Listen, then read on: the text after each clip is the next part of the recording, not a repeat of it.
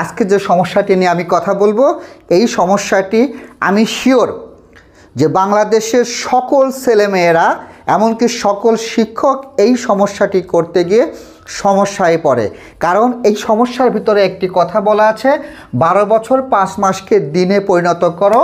Side note দেওয়া আছে 1 মাস সমান 30 দিন। এই ধরনের সমস্যা সমাধান করতে গেলে আমরা কি করব?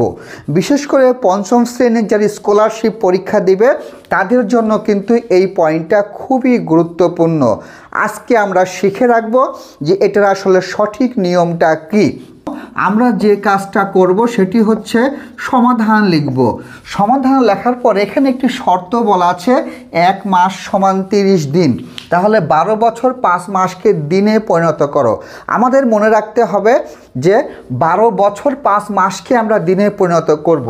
আমরা জানি যে এখানে আমাদের একটা পয়েন্ট আছে 12 বছর, যে 1 বছর সমান আমরা জানি 365 দিন।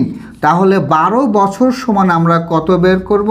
365 গুণ 12 দিন। গুণ করলে আমরা কত পাবো?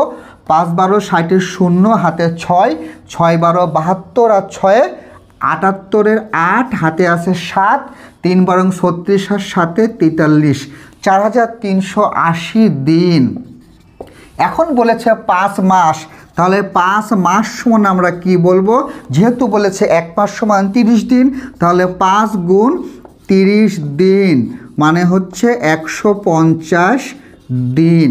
অর্থাৎ আমরা এখানে লিখব 12 বছর 5 মাস সমান 4380 দিন যোগ 150 দিন। যোগ করলে আমরা পাবো হচ্ছে 0, 8 5 13 3 হাতে 1, 1 1 2, 4530 দিন। আমরা কিন্তু অনেকে এই সমস্যাটি এই বছরকেও আমরা মাসে পরিণত করি, আগে মাস পরিণত করার পরে তারপরে দিনে পরিণত করি। আজকে থেকে কিন্তু এই কাজটি আর কেউ করব না, কারণ আমাদের এখানে শর্ত বলেছে যে 1 মাস সমান তুমি 30 দিন ধরো, অর্থাৎ যেখানে মাস আছে সেই মাসটাকে আমি কনভার্ট করে নেব। এইভাবে করলে আমাদের অঙ্কটি সঠিক হবে। ধন্যবাদ সবাইকে।